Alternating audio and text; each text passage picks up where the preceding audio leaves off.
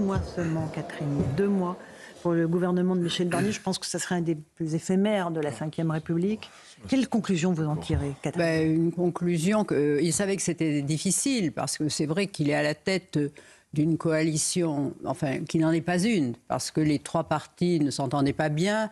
Tous les semaines, il devait batailler avec Wauquiez, avec Attal, qui se faisaient des coups bas, et c'était très, très difficile. Le Modem souvent votait des amendements avec la gauche. Enfin, c'était quand même c'était pas une coalition, c'était un sac de souris, ça partait dans tous les sens. Donc, c'était très difficile. Il y avait des égos, il y avait une guerre d'égos, et bon... Et c'est vrai qu'il a essayé, son budget n'est pas bon, mais est-ce qu'en le laps de temps qui lui était imparti, est-ce qu'il avait le temps ? Parce que si on veut vraiment faire des économies sérieuses sur le train de l'État, il faut quand même travailler ça. C'est un travail de longue haleine, il faut plusieurs mois avant de proposer. Il ne faut pas travailler à la petite semaine et faire des petits coups comme ça. Ça se prépare... Ça se prépare avec intelligence et voilà. Donc, il le savait, mais il savait que c'était une bon. Mais ce qui s'est passé aussi, qui accroît les choses, c'est quand même qu'il a affaire. Alors, est-ce qu'il a pas assez traité Marine Le Pen, par exemple, lorsque à peine nommé, son ministre Armand dit « je ne la recevrai pas parce qu'elle ne fait pas partie de l'arc républicain ». Bon, il l'a appelé pour s'excuser. Certains disent qu'il aurait dû le virer tout de suite parce que bon, il ne l'a pas fait. Et il avait, enfin, à côté de lui, une femme qui est aujourd'hui... un animal blessé, et blessé parce que la justice lui inflige une sanction très très lourde. D'ailleurs, Jean-Pierre Chevènement a pris sa défense dans le Figaro en disant que c'était disproportionné. Et puis vous savez, quand il y a des peines automatiques qui ont été votées, enfin c'est la loi Sapin 2, qui avait été...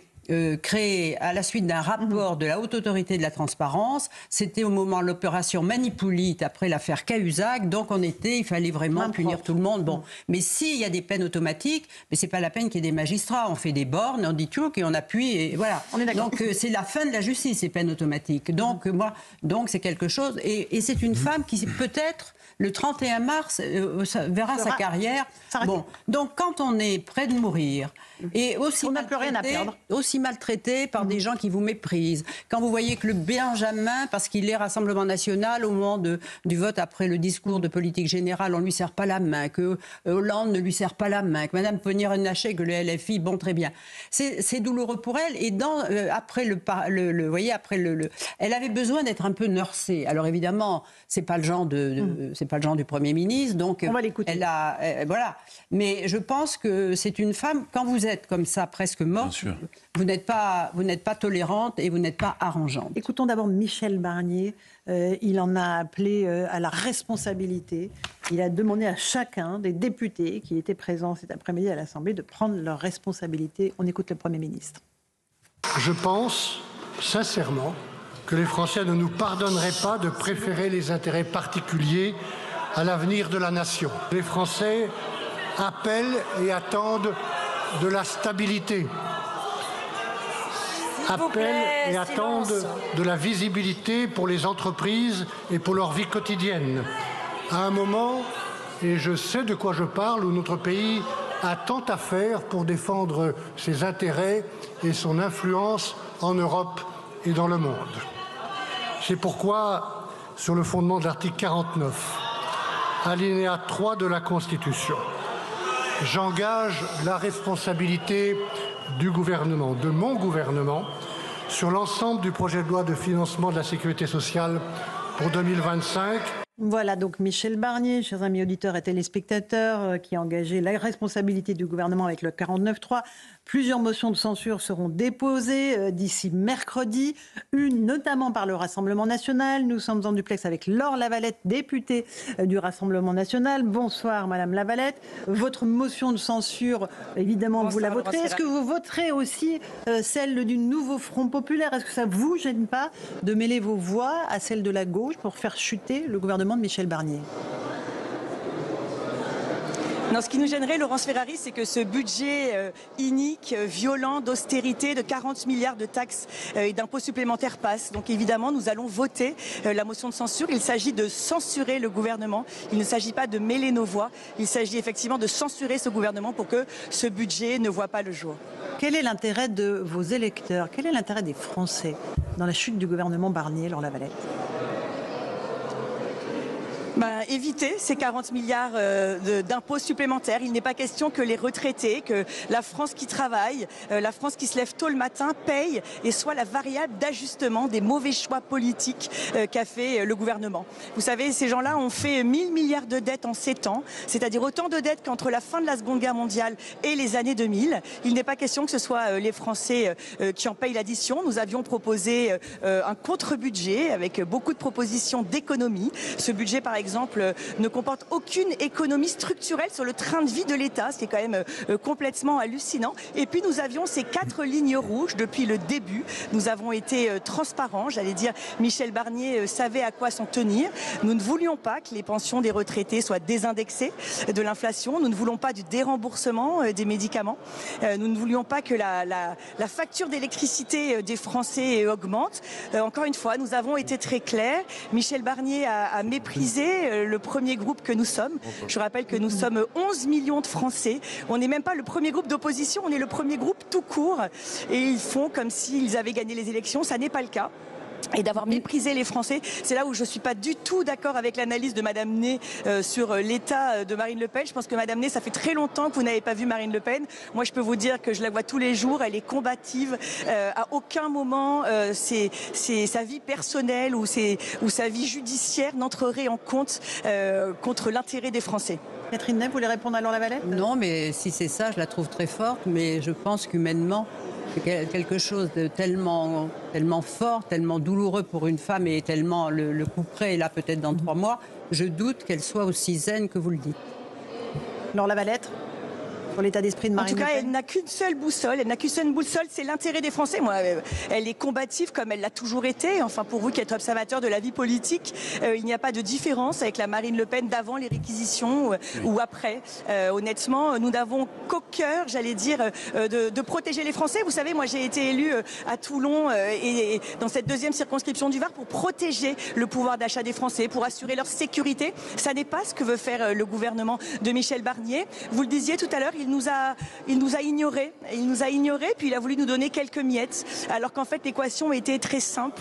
Voilà, il y avait ces lignes rouges et effectivement il en a franchi quelques-unes. Donc il s'est exposé lui-même à la censure.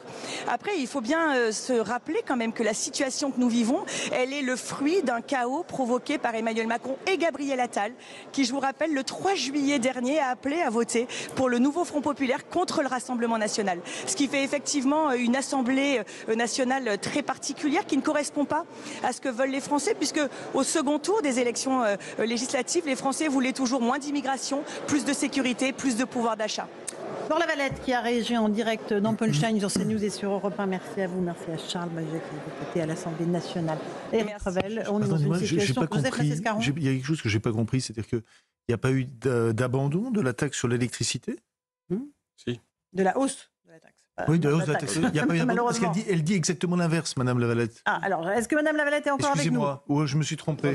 Elle vient de nous quitter, erreur ou... malheureusement. Oui. Écoutez, je pense que de toute façon, la hausse de la taxe avait été abandonnée. Le point de blocage, c'était l'indexation des retraites sur le point d'inflation. C'est quand même un coût à 3 milliards d'euros. Hein. Oui, et donc le déremboursement, déremboursement, ce matin, la ministre des médicaments. Des médicaments, pardon. Et ce matin, le porte-parole du gouvernement, Madame Bréjean, a dit sur cette antenne qu'on n'y touchait pas. Donc, non, oui, c'est elle qui l'a annoncé. Non, mais je crois que Madame Le Pen l'a dit hier à un conseiller du président Macron, elle souffrait parce que quand on donne quelque chose à Laurent Wauquiez, il passe sur TF1 pour le dire, il pose une question d'actualité, il fait mousser ce qu'il a obtenu, qui est bien moindre que ce qu'elle a obtenu. Donc elle aurait voulu qu'on dise, eh bien, grâce à Madame Le Pen, nous lui avons concédé ces choses. Voilà. Enfin, ce qu'elle demandait. Et ça, c'est vrai que le Premier ministre ne l'a pas fait et c'est ce qu'elle lui reproche. Mais de là à le renverser pour ça, elle a quand même eu gain de cause. Elle aurait pu dire, nous avons eu gain de cause. Arnaud Benedetti, j'aimerais entendre votre analyse de la situation. Moi j'estimais que c'est un triple échec. Échec pour tout le monde, sur toute la ligne et surtout pour les Français. Quelle est votre analyse à vous? Moi, je pense que c'était inéluctable. En fait, ce qu'on est en train de vivre était inscrit dans les résultats des élections législatives. C'est simple, à un moment donné, le Parlement, c'est de l'arithmétique aussi. Il ne faut jamais l'oublier. Quand vous avez à peu près un gouvernement qui est soutenu par à peine 220 parlementaires et que vous êtes encerclé par des oppositions qui peuvent, avec 300 parlementaires, plus de 300 parlementaires ou quasiment un peu plus, vous faire tomber, ce qui doit arriver, arrive. Et c'est ce à quoi nous sommes en train d'assister. Alors ensuite, c'est la question du timing. Parce que moi, je pense que la motion de censure, elle allait arriver à un moment donné, que le Rassemblement national allait, d'une certaine manière, baisser le pouce pour mettre fin à cette expérience. J'aurais plutôt parié, en effet, début de l'année, notamment éventuellement sur les textes concernant sur l'immigration, où ils auraient pu considérer que les textes qui allaient être présentés étaient insuffisants. Là, ils choisissent le budget. Alors, ils regardent aussi quand même les études d'opinion. Les études d'opinion, qu'est-ce qu'elles disent? Elles disent qu'une majorité de l'électorat du Rassemblement national est favorable à la censure. D'accord, mais pourquoi? Parce qu'ils pensent que c'est le Rassemblement national qui peut accéder au pouvoir. Oui, alors ce qui n'est pas possible avant le mois de juin, si tant est qu'il y ait des élections à ce moment-là. On est d'accord, mais il y a cette réalité-là, c'est-à-dire qu'ils ne veulent pas perdre le lien avec quand même ce qui constitue le socle de leur électorat, c'est-à-dire les classes populaires. Et donc, vraisemblablement, c'est une des raisons pour lesquelles aujourd'hui le Rassemblement national a pris cette décision qui était déjà depuis 3-4 jours dans l'air du temps, parce qu'il suffisait de discuter avec un certain nombre de responsables du Rassemblement national, on voyait qu'on était en train de se profiler vers cette décision. Ensuite, moi, oui, je rejoins ce que dit Catherine, c'est que je crois quand même qu'il y a eu un changement de ton de la part du Rassemblement national, après quand même les réquisitions du ministère public lors du procès. Parce que même si, évidemment, le Rassemblement national a tout intérêt à démentir cette interprétation et cette lecture, mais clairement, quand vous regardez le registre sémantique qui est utilisé par le Rassemblement national avant et après le procès, il n'est plus tout à fait le même. Ça a joué aussi dans l'accélération, vraisemblablement, de la décision. Rachel Kahn, votre analyse? Oui, je partage complètement vos propos et ceux de Catherine, absolument. Dans la vie, il faut toujours se méfier des personnes qui n'ont plus rien à perdre. Et là, c'est exactement ce qui se passe. Et malheureusement, les Français en pâtissent. Je pense que nous n'avons pas les moyens de faire ce que nous sommes en train de faire, non seulement parce qu'on a ces enjeux et ces défis au niveau national, mais parce que la situation internationale est très préoccupante et qu'il faudrait que nous soyons extrêmement forts, alors que là, la situation nous oblige à être extrêmement fragiles. Il est 18h15, on est en direct sur CNews et sur Europe 1. On va écouter les mots employés par Marine Le Pen tout à l'heure à la sortie de l'hémicycle. Elle a passé du temps à essayer d'expliquer pourquoi elle déclenchait évidemment le vote de cette motion de censure, pourquoi elle allait faire tomber le gouvernement de Michel Barnier. C'est évidemment à ses électeurs qu'elle s'adresse. Elle a besoin qu'ils comprennent sa démarche. Écoutez les mots qu'elle a employés. Nous souhaitons voter cette motion de censure. Nous déposons donc une motion de censure. Et nous allons la voter parce que les Français en ont soupé. Voilà, ils en ont soupé d'être étrillés. Ils en ont soupé d'être maltraités. Peut-être certains pensaient qu'avec Michel Barnier, les choses changeraient. Eh bien, c'est encore pire que ça ne l'était. Nous ne pouvons pas laisser la situation en l'état. Et donc, nous allons nous servir de la force que nous donne le mandat de nos 11 millions d'électeurs pour obtenir demain un budget qui les préserve, qui sauvegarde leur pouvoir d'achat, qui préserve nos entreprises. Les Français en ont soupé, Louis de Ragnel, dit Marine Le Pen. On accueille Alain Madelin qui vient de s'installer, ancien ministre. Bonsoir à vous. Peut-être un petit mot de Louis de Ragnel sur ce qui se passe en ce moment, ce qui se joue au théâtre de l'Assemblée nationale. Alors surtout, maintenant, on a entre les mains le texte de la motion de censure qui donc va être déposé par le nouveau Front populaire. Ah, donc la motion de gauche. Et donc la motion de gauche pourrait être signée par les députés du RN. Ils l'ont dit, ils nous l'a dit, Manuel Lavalette. Exactement, voilà, qui va être voté. Quelle que soit la motion. Mais le texte est quand même intéressant parce qu'à un moment, à la fin du texte, il est écrit noir sur blanc que le Premier ministre a cédé à leurs plus viles obsessions, donc le RN, avec, je cite, une nouvelle loi immigration qui poursuivrait la faillite morale et politique de l'année dernière et une remise en cause de l'aide médicale d'État qui apporte humanité et dignité ça veut dire quoi, Louis ? À ceux qui foulent notre sol. Non, ça veut dire que le nouveau Front populaire essaye de mettre le Rassemblement national dans une contradiction. Le RN va devoir signer ce texte-là de la motion de censure, et donc elle va devoir voter pour la deuxième fois. Alors que pourtant, ce sont des... Je comprends rien, vous m'avez tous perdu là. Mais si, mais... La motion de censure déposée par le nouveau... C'était mon problème depuis le début. C'est l'hypothèse. Oui, non, mais là, il est 18h16, nos auditeurs se posent la question. Non, mais il le votera. Il le votera. Mais ils le voteront, elle nous l'a dit, Madame Lavalette. Ils l'ont déjà dit. Mais il faut quand même faire attention au poids des mots. Non, mais excusez-moi, mais alors pour les électeurs du Rassemblement national, ça devient complètement impossible. Je vous le dis, l'entourage de Marine Le Pen nous a écrit... faire tomber le gouvernement, mais appuyer la motion de censure du NFP avec de tels termes, je ne vois pas comment le RN... Écoutez, l'entourage de Marine Le Pen nous écrit, nous voterons la motion de censure, peu importe ce qu'il y aura dedans, on l'a déjà fait précédemment, même en étant ciblé dans la motion, on insiste sur le vote de la censure et pas sur le texte de la motion.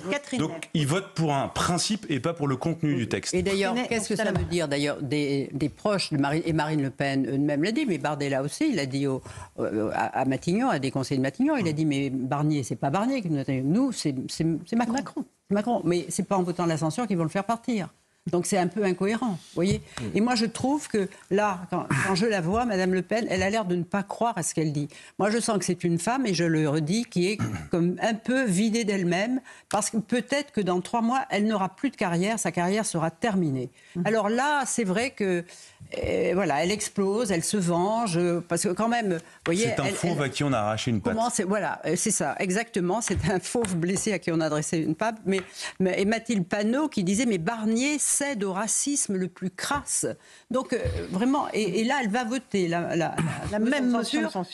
C'est incompréhensible. Anna Madeleine, on est dans les racismes. J'ai très envie de vous entendre sur cette situation que nous vivons. Moi, je me suis trompé sur tout.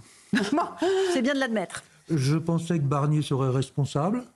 Je pensais que Marine Le Pen, pour une fois, ferait preuve de la sagesse d'une femme d'État. Oui, mais... J'ai perdu. Mais non, mais pas quand quand la justice vous promet la mort dans 3 mois. Mais non. Ah oui. Alors. Mais non, vous pouvez. Raison de plus peut-être pour montrer qui vous étiez. Non, je ne suis pas d'accord avec cette analyse. Pourquoi? Non, je ne suis pas non plus d'accord avec ce que fait Barnier, parce que Barnier, qu'est-ce qu'il fait? Il sait très bien dès le début qu'il va falloir qu'il cause. Peut-être pas en public, mais qu'il va falloir qu'il cause avec le Rassemblement national. Alors ensuite, vous trouvez les émissaires, vous essayez de tâter les lignes rouges. Ce ne sont pas des pactes, c'est de la diplomatie. Alors vous voyez. Et in fine, on est en train de mettre le pays par terre, de créer un chaos économique, de ne pas voir de solution derrière. Et si par hasard il y avait une solution, le problème serait exactement le même. Il faudra faire des câlins au Front National. Donc, sur quoi on tombe? Sur le fait d'une mesure totalement impopulaire, dont on pouvait se passer, qui est celle de taxer les retraites. La réindexation des retraites. Ça coûte, je ne sais pas, 3 milliards, quelque chose comme 4 ça. milliards, ouais. 4 milliards. 4 milliards, c'est la moitié d'une privatisation d'Engie, ou la demi-privatisation d'Orange. Franchement, c'était rien. Si on avait suivi mon conseil, quand vous avez les huissiers à la porte, vous regardez tout ce que vous pouvez vendre. Les bijoux de Et famille. ça tombe bien parce qu'on a... Non, c'est pas des bijoux de famille, c'est l'endroit... Franchement, l'État n'a rien à faire chez Engie ou n'a rien à faire chez Orange. Okay. Donc c'est des choses dont vous devez c'est de la bameleterie dont vous devez vous débarrasser. Donc on pouvait s'en débarrasser avec 40 ou 40 milliards de plus. Le budget, il était facile à faire. Plutôt que de se livrer à ce concours allez, moi je te propose un coup de rabot comme ça sur les immigrés, moi je te propose une taxation des riches, moi je te propose... C'était la foire. Et on l'a bien vu, et on aboutit à l'arrivée à quelque chose qui pourrait être un résultat, et on bute là-dessus. Quand vous réfléchissez un instant, vous dites, mais c'est complètement stupide de mettre le pays dans un chaos pareil pour cette petite mesure. Par orgueil de Barnier, par orgueil de la majorité. Et les deux avaient un intérêt. La majorité, alors c'est quoi la majorité? Parce qu'il n'y a pas de... Non, du socle fissuré du Premier ministre. C'est stupide. Franchement, c'est stupide. C'est un manque de responsabilité des uns des autres. Donc je reconnais que l'orgueil... Ou d'imagination. Oui, l'imagination, on aurait pu faire des tas de choses. Je trouve que c'est stupide de se braquer comme ça pour des positions de principe des uns et des autres, et pour, à l'arrivée, mettre le pays par terre. Parce que je ne vois pas quelle autre solution on va avoir. Et de toute façon, l'autre solution, on retrouvera exactement le même problème. Est-ce que ce n'est pas aussi l'échec, on a parlé du Premier ministre, de Marine Le Pen, du Président de la République, qui a plongé le pays dans cette situation à cause de la dissolution. Il est évident que cette situation, elle a un nom, ça s'appelle Macron. Il est évident aussi qu'on peut imaginer que certains fassent le calcul de « Allez, Macron essaie un nouveau gouvernement, plouf plouf, censure. Un nouveau gouvernement, plouf plouf, censure. Un nouveau gouvernement, plouf plouf, censure. » Et bien maintenant, qu'est-ce qui reste ? Macron. Ben oui. Voilà. Oui. Alors c'est le scénario, alors là, le pire. Qu'est-ce qui se passe au niveau de l'image de la France ? On n'a pas déjà une très bonne image. Macron l'avait un tout petit peu redressé quand même sur le plan de la confiance économique, avec les premières mesures qu'il avait prises. Et puis là, tout s'écroule. Tout s'écroule, et rapidement. Et c'est normal d'ailleurs, parce que vous voyez, au fond, une majorité française, un président de la République impuissant, et un Parlement dominé par des extrêmes inconciliables, dont tout le monde sait qu'ils ne peuvent pas s'unir pour trouver une solution, et donc à l'arrivée, nous sommes forcément dans une longue période de chaos. Et s'il devait y avoir une élection présidentielle, on ne sait pas du tout ce qui va arriver. Et donc, franchement, on devait faire l'économie de cette crise. Ça imposait que les gens fassent un tout petit peu de responsabilité et d'autre côté qu'ils fassent un peu moins d'orgueil personnel. Franchement, l'intérêt du pays le méritait. Mais évidemment. Catherine Ney. Oui, ce qui est terrible, c'est que Emmanuel Macron a nommé Michel Barnier après avoir cherché... C'était pas un mauvais choix. Qui était un bon choix, parce qu'au moins c'était quelqu'un qui avait d'abord une solidité personnelle, un passé, enfin, et qui avait une réputation le Parlement français, c'est pire que l'Angleterre. Mais à partir du moment où c'était pas, comme a dit Michel Barnier, une cohabitation, et que le Premier ministre, en Conseil des ministres, je dirais, lui, il n'y avait pas de dialogue avec le président. Donc la solution dont vous venez de parler sur la vente de quelques bijoux de famille dont on n'a pas besoin et tout ça, mais je veux dire, si ce nouveau tandem avait travaillé avec intelligence, ils auraient pu se parler. Or, ils ne se parlaient pas parce que Macron disait, moi, c'est pas mon gouvernement qui se débrouille. Il était comme ça. Il n'avait pas besoin de parler au président de la République là-dessus. Oui. Oui, mais il pouvait parler à Marine Le Pen. Il pouvait en parler aussi. Même pas, Marine Le Pen n'aurait peut-être pas été contente d'ailleurs de ça, c'est pas le problème. C'était de dire, je fais un budget simple. Pourquoi faire compliqué quand on peut faire simple ? Non mais Eric, je dis ça parce que là, après le chaos de la dissolution, le président Macron a intérêt d'avoir qu'un nouveau gouvernement dure longtemps. Et puisqu'il a dit qu'il a voulu clarifier et amener de la stabilité, l'instabilité maintenant que Barnier va partir, c'est vraiment quelque chose qui est à son passif, puisque les crises vont s'enchaîner. Tandis que s'il avait réussi à s'entendre avec Barnier et lui proposer éventuellement des choses, et qui est quand même une équipe exécutive, enfin, dans le dialogue, alors qu'il n'y avait pas, et que quand Michel Barnier allait le voir, il ne comprenait pas ce que voulait, et il ne se parlait pas. Bon, ils ne s'entendaient pas. Mais moi, je trouve que là aussi, c'est encore une erreur accumulée de fonction de l'exécutif. Tout le monde a tout faux. Éric Revel, et après on part rejoindre Florian Tardif. Évidemment, une vision libérale de l'économie. Mais quand vous dites, pardonnez-moi, c'est pas très grave si on vend un peu d'Engie, si on vend... deux choses quand même. C'est que la France a soupé, à mon avis, et a beaucoup perdu en souveraineté industrielle en laissant des entreprises étrangères racheter les entreprises françaises au risque de faire disparaître leur marque. Et j'ajoute, puisqu'on est à quelques centaines de millions de prêts, on essaie de gratter ici là, c'est 3 milliards de dividendes quand même. C'est 3 milliards d'euros de dividendes pour l'État, M. Madelin. J'entends bien ce discours. J'entends bien. J'entends surtout d'ailleurs chez Marine Le Pen et j'entends surtout chez les filles. Peut-être. Et chez les étatistes, et chez les étatistes français. Non mais en soi, vous avez partiellement raison. Mais si vous voulez garder la souveraineté de telle ou telle entreprise, vous savez que vous avez un mécanisme d'action de préférence. Oui. Vous ajoutez le mécanisme d'action de préférence, vous n'avez pas besoin d'être au capital. Oui, vous êtes d'accord ? Bon, merci. Certes, oui, mais les 3 milliards d'euros de dividendes que l'État touche aujourd'hui, qu'est-ce qu'il en reste si vous devez faire les recettes de l'État sur les nationalisations, à ce moment-là, il faut nationaliser plus, parce qu'on aura davantage de recettes. Oui, ça nous a bien réussi il y a quelques années. Non. Ça nous rappelle quelques souvenirs.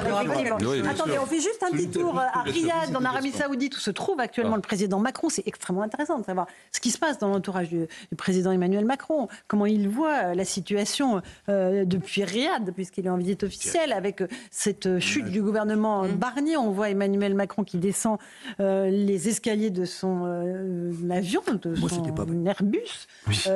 On va rejoindre Florian Tardif. Florian, qu'est-ce qui se dit dans l'entourage du président de la République? Est-ce qu'on se frotte les mains? On se dit, tant pis pour Michel Barnier?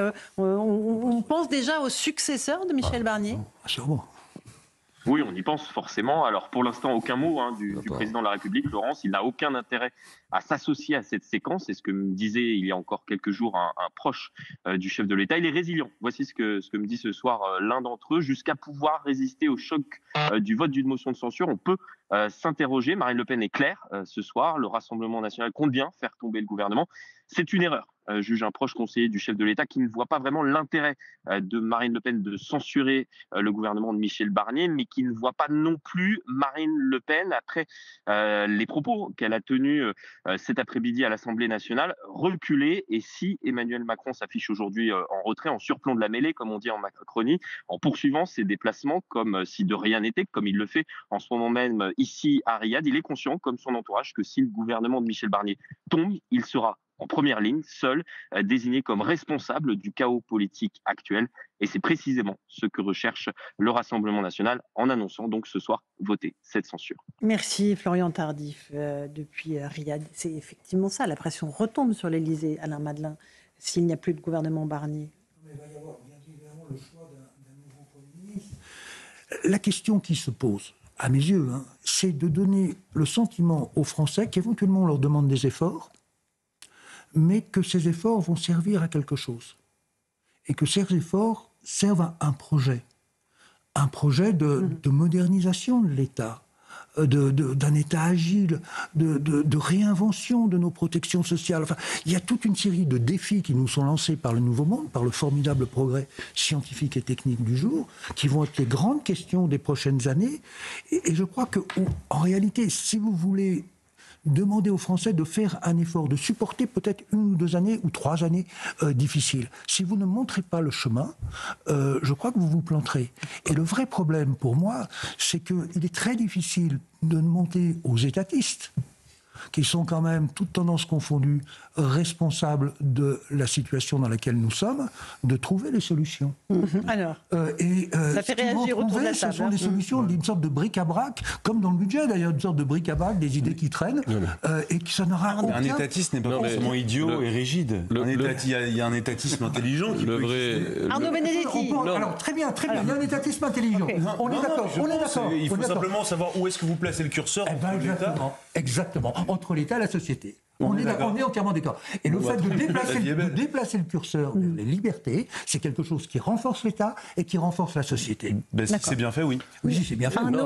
Si c'est mal fait, si c'est fait par les mêmes, ça va rater. Je pense que les enjeux que décrit Alain Madelin sont des enjeux capitaux, mais la difficulté, c'est que le vrai problème, c'est que ce gouvernement n'avait pas les moyens politiques pour les affronter et le temps. Il n'avait pas le temps. Vous voyez bien que pour élaborer une loi de finances telle que dans les conditions qui étaient les siennes, à partir du mois de septembre, il était extrêmement difficile, en effet, d'avoir une loi de finances qui permette de restructurer la reprise en main de la trajectoire budgétaire. Donc ça, c'est une réalité. Et en plus, il n'avait pas les moyens politiques. Et en plus, vous l'avez tout à l'heure dit, le problème de ce gouvernement, c'est que c'est une coalition qui s'est construite, j'allais dire, à partir de circonstances tout à fait exceptionnelles, mais en fin de compte, avec des gens qui 3 semaines avant, étaient quand même en train de se combattre. Donc, si vous voulez, c'est pas une coalition à l'allemande, c'est pas une coalition telle qu'on peut les connaître ailleurs. Donc, on avait un gouvernement, j'allais dire, de cohabitation, mais de cohabitation interne au gouvernement. Et d'ailleurs, on l'a vu. Vous avez vu des tas de controverses. Participation sans soutien. Voilà, une sphère de participation sans soutien, tout à fait. C'est bien d'aller à la guerre comme ça. Terrible, donc c'est compliqué. Juste, on écoute Marine Le Pen, je repasse la parole, qui, elle, maintenant appelle au départ d'Emmanuel Macron. Écoutez-la sur CNews et Europe 1. Le président de la République a 3 possibilités. Le remaniement, on peut s'interroger sur l'utilité au moment où un gouvernement ne pourrait être que minoritaire. La dissolution, cette arme il l'a déjà utilisée et il ne peut pas l'utiliser avant juin prochain, et sa propre démission. Ce sont les leviers que donne la Constitution.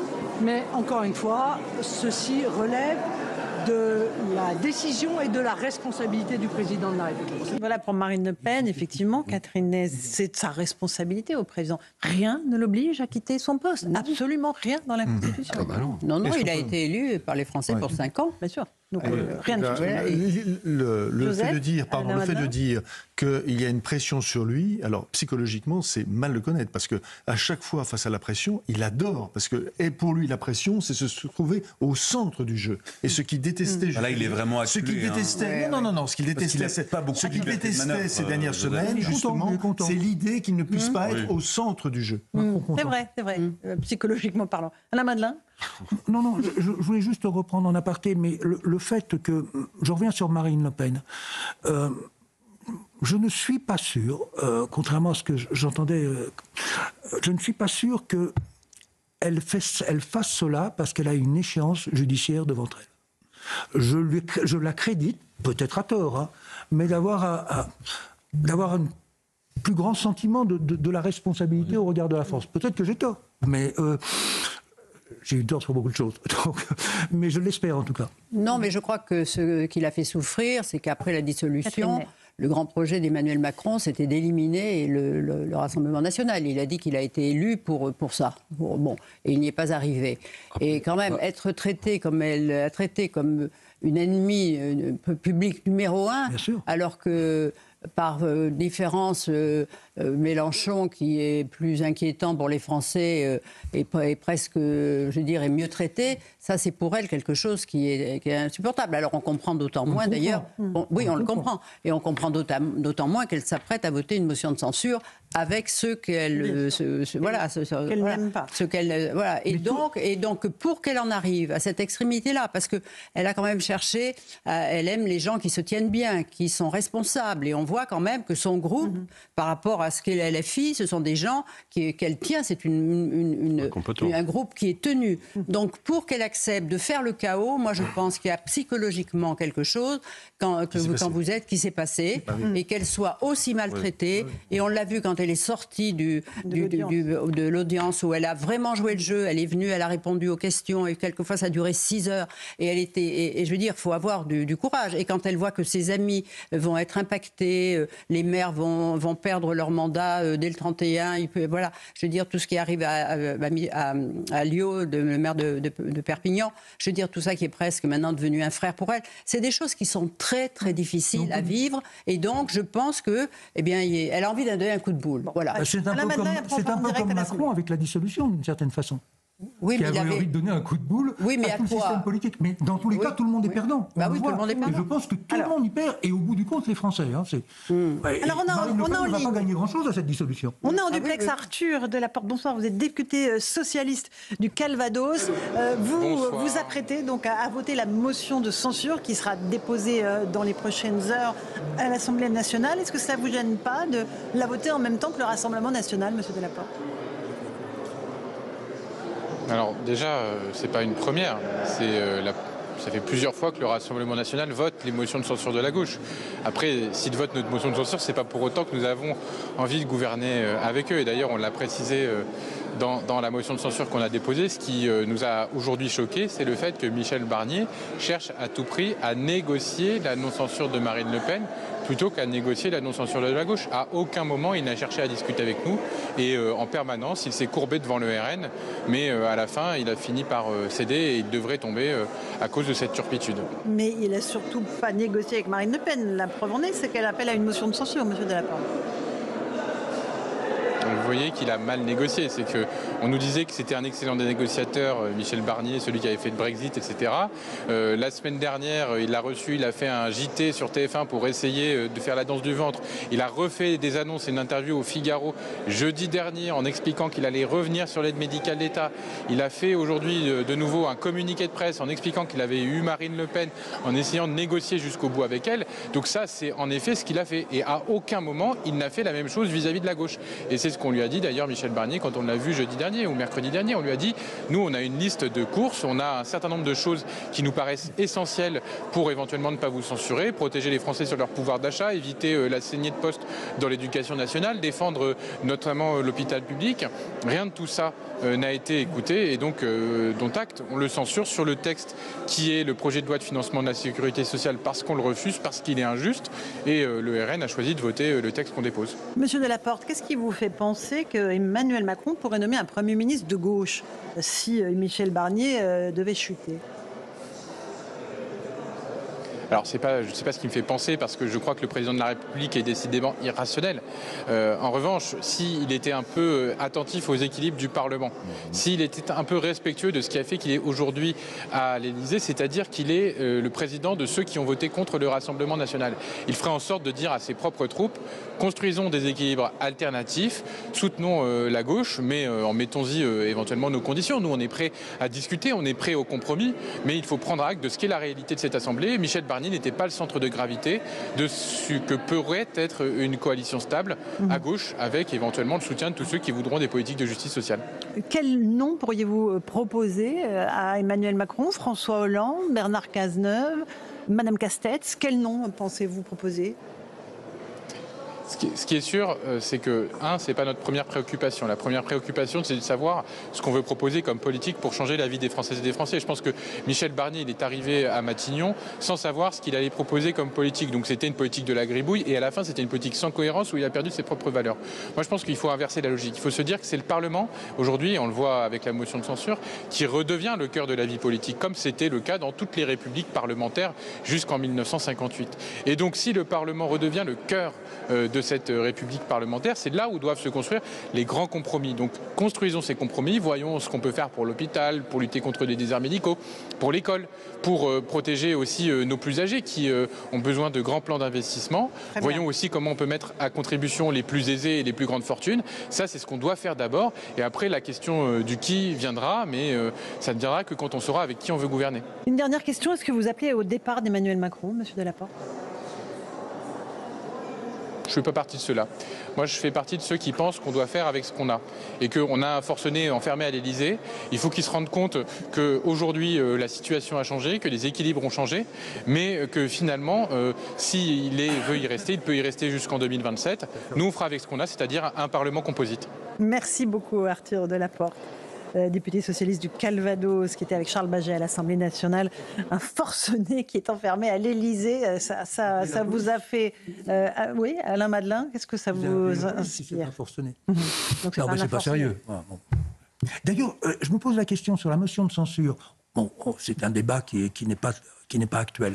Mais néanmoins, ça existe dans beaucoup de pays. L'équivalent des motions de censure, ils ne peuvent être adoptés que s'ils présente une majorité alternative. Ah oui, mais c'est pas le cas sous la 5e. C'est un gros problème. Là, pouvoir faire des motions de censure comme ça, qui sont totalement disparates et qui n'offrent pas de majorité alternative, donc ça les rend c'est un problème pour la démocratie. Non, mais est-ce que ça les rend pas caduques, les motions de censure? Ah, pas du tout. Non, pas du tout. Sous la 5e, oui, très bien. Non, mais l'esprit de la motion de censure, c'est quand même celui que vous décrivez. C'est-à-dire qu'on renverse un gouvernement pour permettre à une autre majorité de gouverner. Là, c'est ce que propose la gauche. Mais là, structurellement, c'est pas possible compte tenu de la composition de l'Assemblée nationale. Il n'y aura pas de majorité. Ça supposerait que les votes de Marine Le Pen plus les votes de LFI se mettent d'accord sur un gouvernement commun. Et donc sur un programme. Une liste de noms qui paraît impossible. Non, mais ce qui est extraordinaire, c'est que la gauche a un programme. Et elle parle comme si les caisses étaient pleines et s'il n'y avait pas de crise économique et que ça allait être facile. Elle se croit en 81 au moment presque quand vraiment les choses étaient faciles. Mais aujourd'hui, qu'est-ce qu'elle peut, qu'est-ce qui est finançable, qu'est-ce qui est possible? Bien sûr. Ça, c'est... Il y a il y a une grosse hypocrisie dans les propos des socialistes, là en l'occurrence, parce que bon, ils condamnent les tractations de Michel Barnier avec le Rassemblement national, mais finalement, les mesures que Michel Barnier a acceptées venant du Rassemblement national sont des mesures qui sont les leurs, qui d'ailleurs devraient satisfaire leur électorat, censé être leur électorat. Donc vous voyez bien, il y a une contradiction, mais on n'est pas à une contradiction près aujourd'hui dans ce jeu parlementaire. Louis Dragnel, après on parlera économie. Non, et puis par ailleurs, il y avait une mesure qu'ils auraient aimé voir, c'était aussi l'indexation de toutes les retraites, qui était la ligne rouge, qui était fixée aussi par Marine Le Pen. En fait, on voit bien quand même que tout ça est un immense gâchis, que Michel Barnier n'était pas très loin de satisfaire les demandes de Marine Le Pen, que Marine Le Pen, du coup, s'est sentie contrainte de censurer. La conséquence, c'est qu'on commence une grande période d'instabilité, de crise politique, sans possibilité de dissolution. Donc on va vivre ça comme ça. Avec Jean-Luc Mélenchon qui dit qu'il faut rendre la parole au peuple.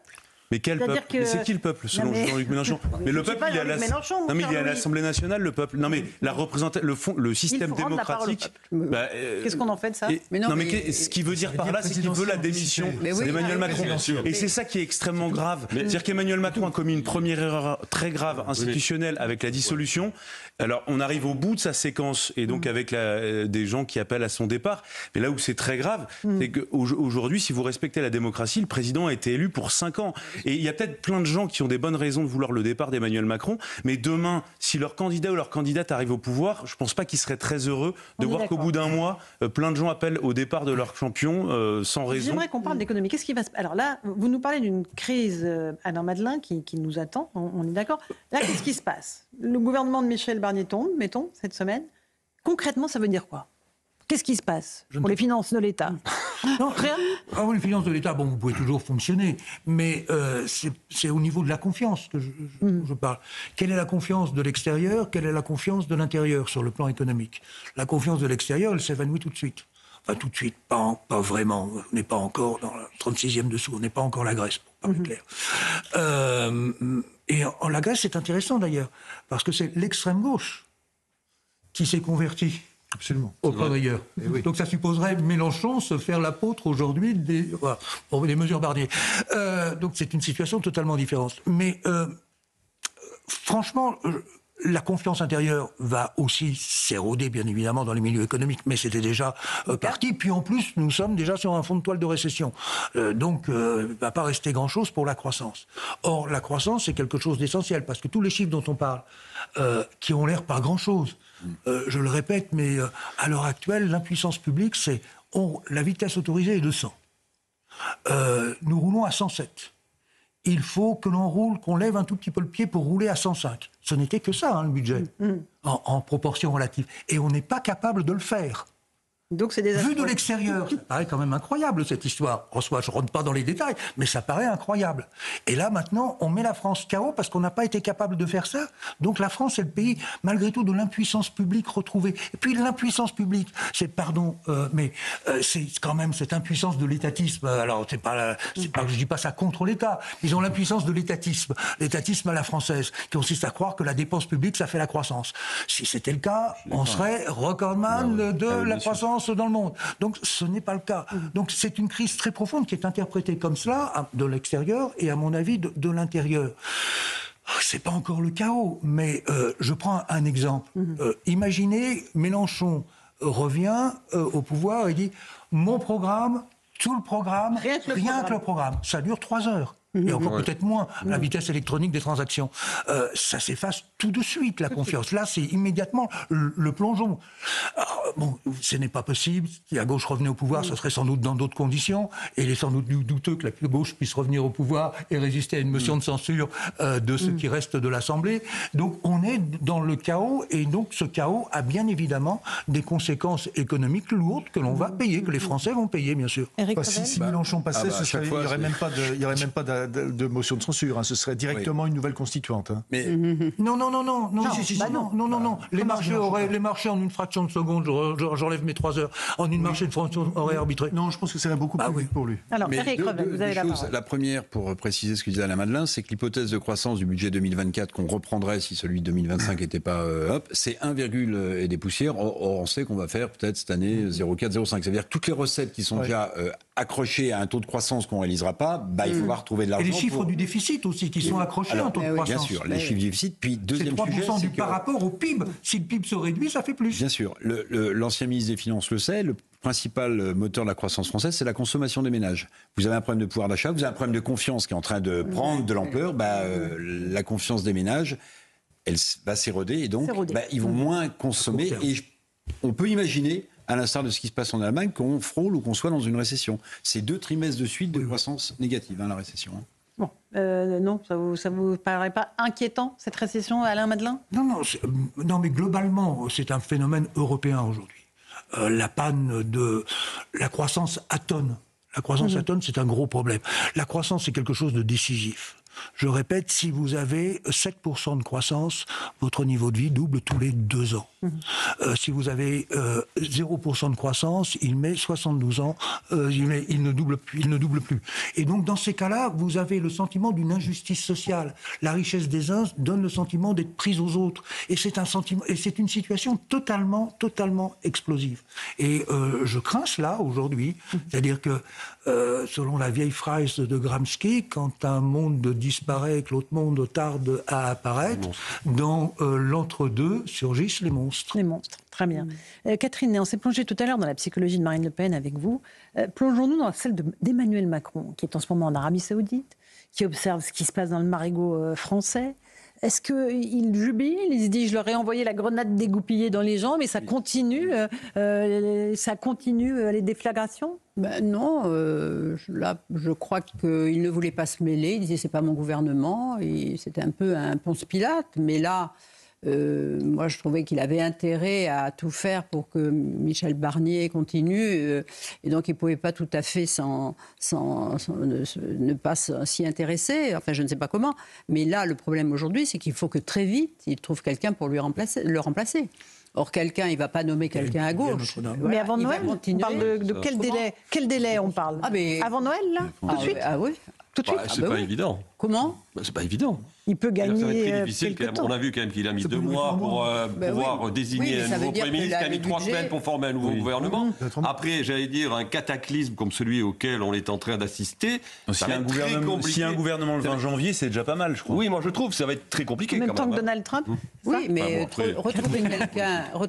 Alors, je sais que Mme Braun-Pivet lui a dit de trouver quelqu'un, de garder les ministres régaliens qui déjà avaient montré qu'ils avaient pris les choses en main, évidemment, citant Retailleau, mais aussi Madame la Justice, la ministre de l'Agriculture. Enfin, il y avait déjà des travaux qui marchaient, et surtout se débarrasser d'une série de ministres qu'on ne connaissait pas, qui n'ont pas gagné à être connus et qu'on ne connaît pas, et qu'on ne connaîtra pas. Mais là, il faut quelqu'un qui ait quand même de l'expérience. Et ça, quelqu'un de type Barnier, ça, c'est vrai que c'était un peu le dernier des Mohicans, parce qu'on ne voit pas aujourd'hui de réservoir dans l'Assemblée nationale. L'hémicycle a été renouvelé à 95% depuis 10 ans. Donc, avec le recrutement, en tous les cas, il n'est pas à l'Assemblée nationale forcément, ou alors qu'il revienne. Alors si, on parle beaucoup de son chouchou, le ministre de la Défense. Monsieur Lecornu. Lecornu, voilà. Donc, sûrement que... On parle de Bruno Retailleau, on parle de Sébastien Lecornu. François Bayrou. L'éternel François Bayrou. Et le retour de Michel Barnier aussi. Hein. C'est une hypothèse qui est sur la table. Tout à fait être renommé. On renomme Michel Barnier. Les B. Barnier, Bayrou, Borloo, Bertrand. Barouin. Hein, oui. Alain Madelin. Le plan B. Le plan B. J'imagine,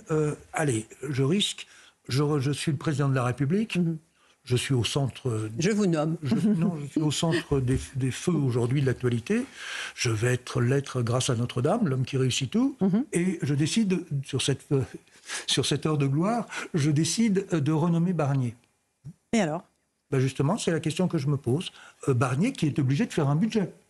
Comme tout possible Premier ministre. Comme tout possible Premier ministre. Qu'est-ce qu'il fait? Il refait le même? Mais est-ce qu'il accepterait d'abord cette deuxième mission impossible, vous avez tout à fait raison. Franchement. À sa place, je refuserais. Oui. Mais c'est probable, en effet, qu'il accepte. Ça échaudé, point l'eau froide. Je pense que Louis de Ragnel pense la même chose que... je pense qu'il... Moi, je pense qu'il pourrait accepter. Il pourrait accepter, oui, tout à fait. Ah, mais bien sûr. Mais de toute façon, regardez, dans tous les noms qu'on évoque, de François Bayrou jusqu'au législatif, même Bruno Retailleau, est-ce qu'il y a un Premier ministre qui est prêt à faire plus de concessions que Michel Barnier? Est-ce que ce serait suffisant pour le Rassemblement national? Est-ce qu'on n'est pas passé dans une dose d'irrationnel qui fait que plus rien ne peut revenir comme avant? Moi, j'ai quand même le sentiment que, si vous voulez, tout le monde est allé beaucoup trop loin. Et il y a quelque chose qui est quasiment irréversible. Et tout le monde a accepté un peu, à chaque fois en renvoyant la faute à l'autre, de basculer, d'être un pion qui précipite la situation dans une crise politique.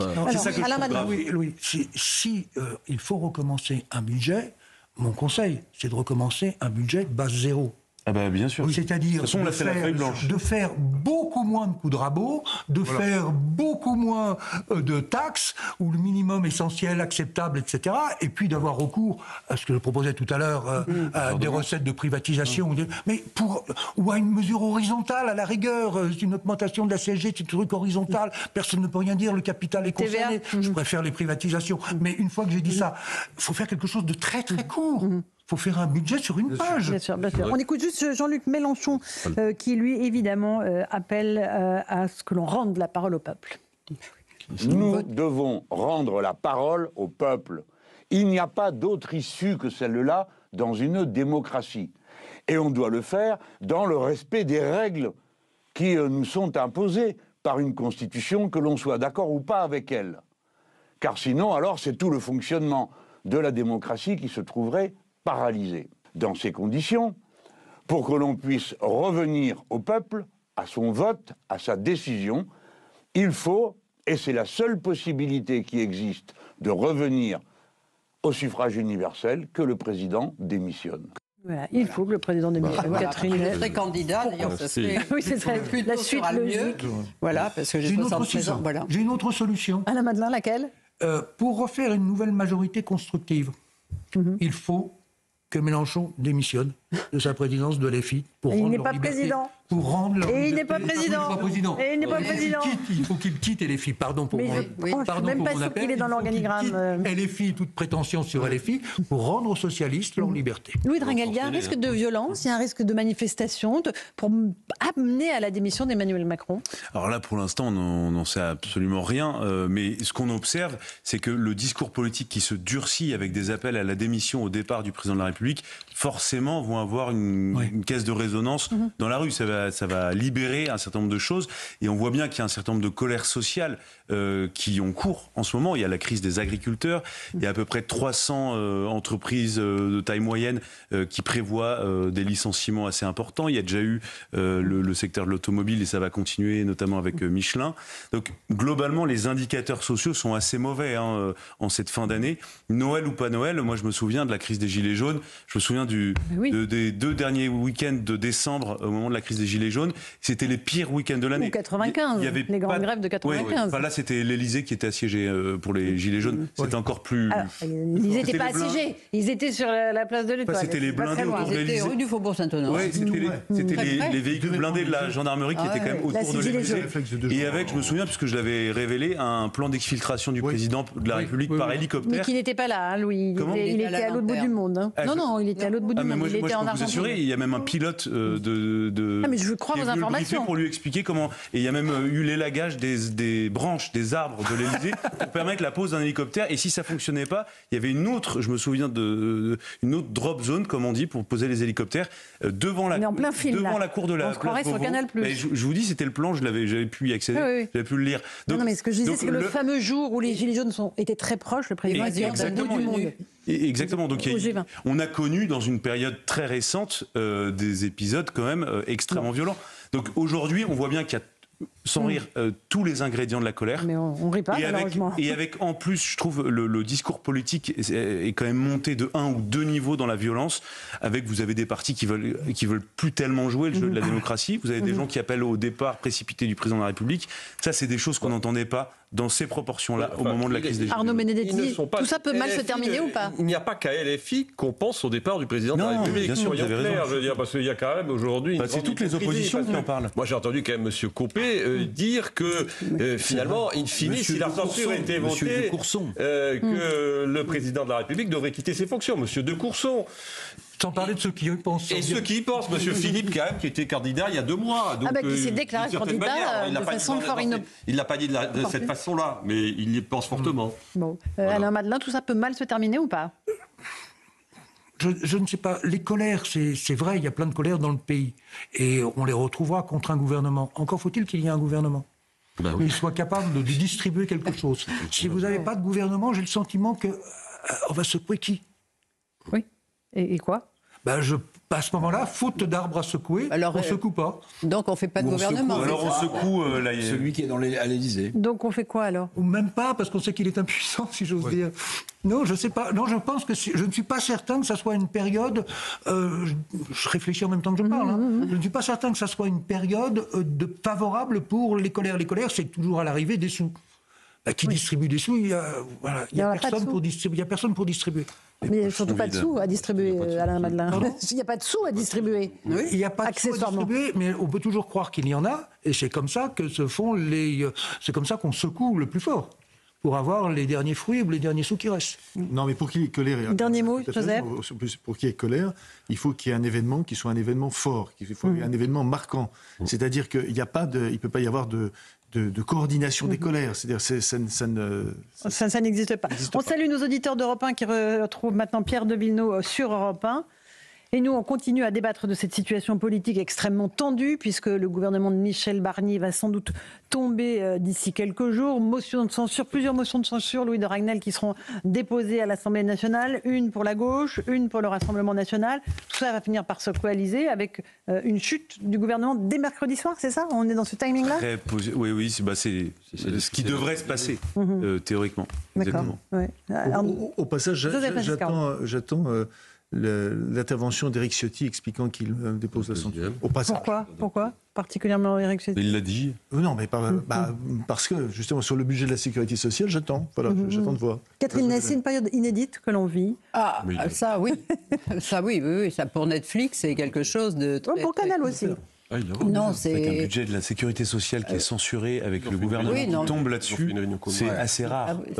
Mais tout est rare. Je veux dire, depuis quelques mois, tout est rare. Et depuis la dissolution, tout est rare. On n'a toujours pas compris. Et ça, c'est comme c'est les effets secondaires, comme on le dit, d'un médicament. Et on peut quelquefois être encore plus malade qu'avant. Éric Revel, le diagnostic du docteur France.